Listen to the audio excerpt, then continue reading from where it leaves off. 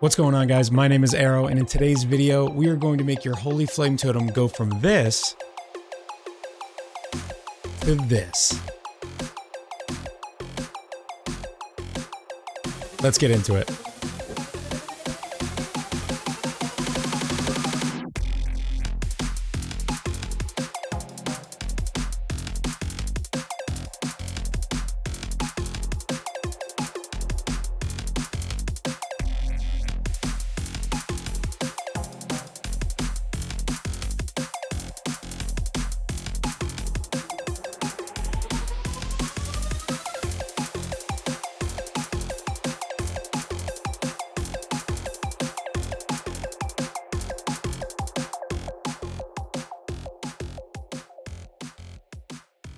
Holy Flame Totem is a skill that has pretty low screen coverage and just okay damage. In order to solve both of those problems, we scale projectile speed and use the Nimis ring in order to get projectiles to return, which effectively gives us 2 hits, so double damage, and full screen coverage with all of our projectiles.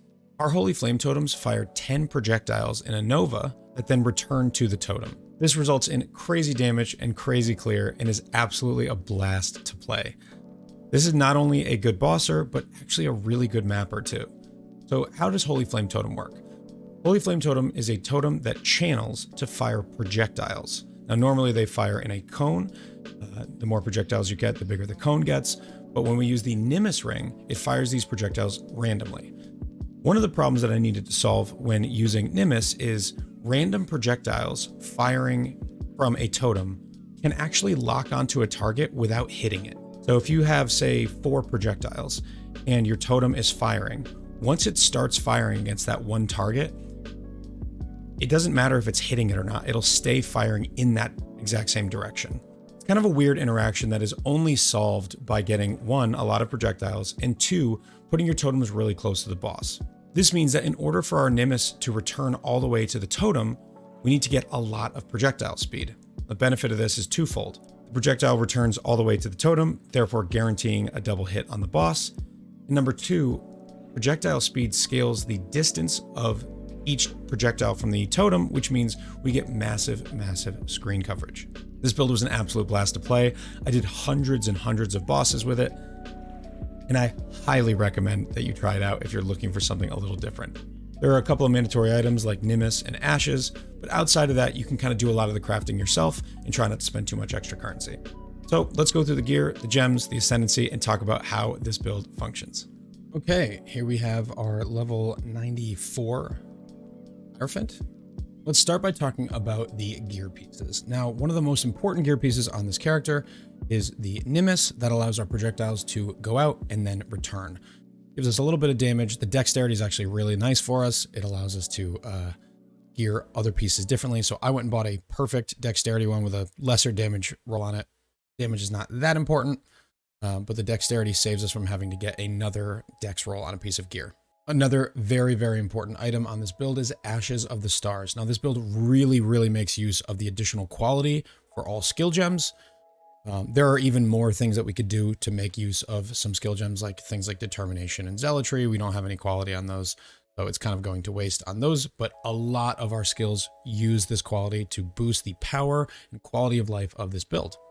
Getting 30% quality is very important. The reservation efficiency roll is not nearly as important. You're going to be able to move some things around. We use a lot of auras on this build, but you can move things around. You get, 10-20% on your helmet. You can get a 30% roll on your shield, and then you can get more stuff on the tree and from cluster jewels. So the more you get here, the less you have to get elsewhere. But with my current setup, the amount of mana I have is more than enough once I have Arcane Surge up and things for I can just infinitely cast my totems. So let's talk about this wand. I went way overkill trying to get a cool synthesized base just because I wanted a cool synth base. The projectile speed on this build is super critical to making sure that the projectiles return all the way to the totem. So when you put your totems right next to the boss, it hits the boss twice. The number is about 190 to 200. I don't know exactly. It's really hard to tell where the projectile ends because there's a lot of kind of artifacting happen at the end of projectiles. We did a lot of testing on this. It's somewhere between 190 and 200. The projectile cannot go past the totem once it returns. So it ends and sometimes looks like it's going past. It's unfortunately a little bit hard to tell, but in my testing, 190 to 200 projectile speed was what we needed. One of the places you can get it is a synth implicit. Now, because it's a wand, you can also get it as a suffix. It makes the build a little bit, or makes the item a little bit tougher to craft. And once I saw this wand with these implicits, I thought, that's cool, let's get that. It ended up making the craft really difficult because in order to get +1 fizz and +1 all spell, it requires a decent bit of currency and some harvest augmenting and things like that.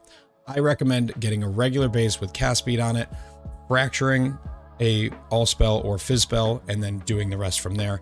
There are guides online on how to make a +2 wand. I will not try to be the crafting expert and tell you how that's done. But this is what I ended up with. The suffixes are not very good. This could be a much, much better wand. But the important thing here, getting +2, getting some other damage, and then projectile speed if you need it to get to that 190 to 200 cap.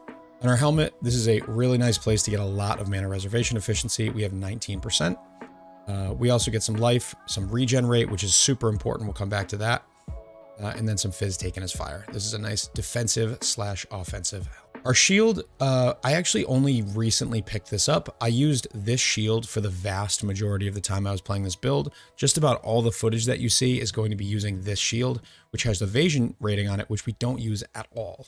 So the fact that that's wasted felt really bad. So I eventually wanted to upgrade, but I'll talk a little bit about why we're using this shield, or why we did use this shield. The tree on it is okay. The dex was fine. This is just a little bit of all res. This is a super nice node for a low life petrified blood sort of caster. Just having a bunch more regen is very, very nice. This we don't use because we don't hit. And then lastly, a huge chunk of damage can come from the Holy Flame Totem, gains 35% of physical as extra fire damage when cast by a totem linked to Searing Bond. Wait a minute. When cast by a totem linked to by Searing Bond. Found a typo. Greg, unplayable. Please fix. So you can get that on your wand and on your shield. We also have it here on our wand. Quickly go over these. This is a dead node. This is a dead node. This is a dead node because we don't personally leech. And then we got projectile speed, which is very nice. And then the fizz as extra fire. These are the only two nodes I cared about. These are all dead. So I just made a few trees until I got both of these nodes. Projectile speed, again, it can come from a lot of different sources. You just need to get to 190. It's not super important where you get it. You can get like a 45 roll on a suffix on a wand, which solves a huge amount of your projectile speed, but we'll get to the rest of the proj speed later in the build. So anyway, using this ironwood buckler felt kind of bad because I was wasting all the evasion. And I realized that with this shield on, I had like 600 ES, which is terrible considering how much ES we were recovering per second by using the Flesh and Flame Jewels for Pious Path, which makes it so our life regen is also our ES regen. Having 1300 ES regen per second and only 600 ES feels like a bit of a waste. So I went and found a shield. I did not craft this. I found this. There are a lot of shields with reservation efficiency and +1 totem. I wanted to get one that also had block on it. And then I found this one. This was like 2 divines. I think I got very lucky. But huge amount of ES, which boosts our pool up to 1700 on top of our life pool. And this build feels quite tanky. Now this shield, I never finished making it. It only has 2 things allocated. I never got the extra damage on this. Honestly, you don't need it. But keep in mind that the Holy Flame Totem Fizzes Extra is a huge amount of damage. So our rings, we talked about Nimis already. Circle of Anguish, this is just a generic, really nice damage ring for any build that kind of centers around that fizz to fire conversion. Herald of Ash buff effect gives us increased fizz as fire, as well as increasing our more multiplier that we get from Herald of Ash. This is a nice damage ring. You can swap this out and sub this in for some other ring that can fix other problems for you if you're low on strength or resistances, but this is the damage version. In our chest, we went for +1 active skill gems and 10% quality to active skill gems from Shaper. This is an elevated mod. Not very difficult to get. What I did was I bought this mod already elevated because people will try to elevate other mods, get this one by accident, and then sell it. I bought several of these. I made a few of these chests. I think I spent 50 to 100 C on the elevated mod. Then you combine it with a hunter chest that has additional curse, I got very lucky to get armor and ES as my third prefix. Then you lock the prefixes, reforge caster, and that will guarantee you spell crit. You hope for tier 1. If not, you can reroll and do it a second time. The other mod, faster start, is whatever, and then we just craft it on a res. The reason that plus 10 is important is because that gets our quality on our Holy Flame Totem to that next level. We are Anomalous Holy Flame Totem, which means that we get additional projectiles per quality, and this has 60 quality on it, which equals 3 additional projectiles. Projectiles are important for screen coverage. On our gloves, we need to get 50% physical damage converted to fire. The Holy Flame Totem does 50% built into the gem, so we get 50% on the gloves, which is very easy to get. We get a exceptional conversion implicit combined with a crafted 25%. After that, we just have some stats that we're solving and unnerve. On our boots, these are actually an old pair of boots from when I was doing full ailment avoidance, which I eventually dropped because I didn't feel like I needed it. It felt like a big waste. I'm getting shock immune from my shield already, from my Tempest shield already. So we got freeze immune from the Brine King, and I just thought, okay, I probably don't need avoid ailments anymore. So it was on the shield. So that's a dead mod on the suffix, but other than that, it's just movement speed, some life, some chaos res. The 120 crit chance if you haven't crit recently is always up if you are a totem build that does not do damage yourself, which we do not. So if we are not critting, then we always have 120 crit, which is so strong. Brittle ground is always going to be up on bosses because you're going to be dropping your totems right next to the boss. So you want to run up really close, and it's just free brittle. There's no reason not to use this on a build like this and give yourself a bunch of crit chance. It's so strong. It's up by accident most of the time as you run around the bosses. And for clear, you just don't need the extra crit. So absolutely get brittle ground while moving on your boots, but keep in mind, you don't need the avoid elemental ailments mods unless you're for some reason choosing to go for that. Those are dead mods on these boots. I was just lazy, didn't fix them. For the belt, we went and looked for a belt that had some chaos res, some elemental res, flask duration because it just feels really nice, and life. This one had a little bit of ES on it. We slammed a Hunter Exalted Orb on it and hit tier 2 life. I spent under a divine for this belt and then 0.9 divines for the Hunter Exalted Orb. So about 1.5 divines to get a belt like this. Don't buy one with increased % life on it already. It is not worth spending the money on. You can make them yourself and sell the ones that fail. Let's go through the gems. We have a Tempest Shield in here. What I should have in here is the alt quality that gives us more chance to block spell damage. I don't have that. That would be a nice upgrade. It's not very expensive. It's a couple divines. If you're already putting together a build with ashes, you can afford something like that. I just never did it, mostly because I forgot. And then when I was going to make the video, I was like, well, I'm not going to buy it now, but get one of those. Get one of those and it'll give you like 5% more spell block. We have Herald of Purity in here. This one, you want the alt quality that gives you your minions a chance to taunt. When enemies are taunted, they're attacking the minions and not attacking you. You also have taunt for a second when you put down a totem. So this build feels very safe to play. We also have a Frostblink on here. Again, this doesn't have quality. This should have the cooldown recovery alt quality. That's what I would recommend getting. Again, I didn't do it. In our helmet, we have a Sniper's Mark. Alt quality on this, super strong, increased to get damage taken. We have an Arcanist brand for elemental weakness and anomalous flammability as well. So all 3 of our curses, we don't need curses on non-difficult targets. If you come up against an essence that needs to be cursed, you drop your Arcanist brand, it drops all 3 of on them, and they die in a millisecond. But yeah, you want the alt qualities or the qualities that give additional effect of the curse. For elemental weakness, it's the standard quality, and for flammability, it is the anomalous version. In our shield, and this is very important that these go in the shield because we have 30% increased reservation efficiency here, you get Petrified Blood, Zealotry, and Determination. So these are big mana cost auras that are all getting a boost to their efficiency. Our main 6 link, we have Anomalous Holy Flame. The reason we go Anomalous is for more projectiles. If you have 5 projectiles in this build, it's going to feel horrible to play. Once you get to that threshold of 7 or 8, it starts to feel good. We have 10, it feels unbelievable. It hits everything at all times. We use Awakened Fire Pen. Awakened Elemental Focus is used because we don't care about the ignite damage, so this just gives us +1 and a bunch more damage. Inspiration makes our totems cost a little bit less. You can get the Divergent version for even more reduced cost. I am at 65 mana at the moment, which seems like a lot, but once we have Arcane Surge up, which is most of the time when we're hitting enemies, it makes it so we can cast our totems infinitely. We also use increased critical damage, and lastly, Awaken Added Fire, which is +1 and Fizz is extra. And our gloves, really, really important. We have an enhanced level 4. You could get a level 5 if you want to spend a ton of currency. We have that linked to Molten Shell. That makes our skill effect duration of our Molten Shell last forever.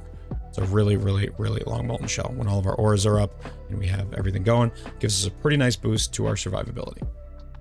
We are also using Anomalous Blood and Sand. This is a huge source of increased projectile speed for us. So we get 30 quality from the Ashes, we get 24 from the Enhance, and that gives us 74% increased projectile speed while in Sand Stance. So we're always in Sand Stance, there's never any reason to swap that. So it's just 74 of the total 190 to 200 that you need in order to make this build function. Lastly, connected to the Enhance, this is some more cool tech. Phantasmal Searing Bond is something that we need in order to enable this damage. Searing Bond linked to Holy Flame Totem. Basically, the way this works is you put down a totem, and then you put down a Searing Bond, and it will link to all the totems that you've placed. These searing lines do damage. It's not very important. They don't do much damage, but what they do is they enable this extra fizz damage, and also, we can have 4 of our regular totems, and then... Wait, there we go. And 8 Searing Bond totems. This looks absurd, but the reason that this is so valuable is because of Ritual of Awakening. 5% more damage per summoned totem. Having 8 additional Searing Bond totems is 40% more damage.